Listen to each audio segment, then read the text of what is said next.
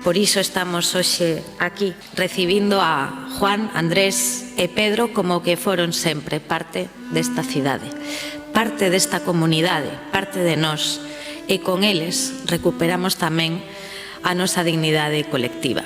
Facémolo por responsabilidade, porque sen memoria non hai ciudadanía, sen recoñecemento non hai convivencia e sen xustiza non hai democracia.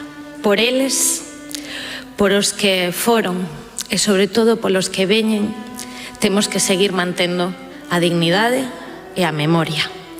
Hoxe a memoria triunfa sobre o esquecemento e a verdade triunfa sobre o medo.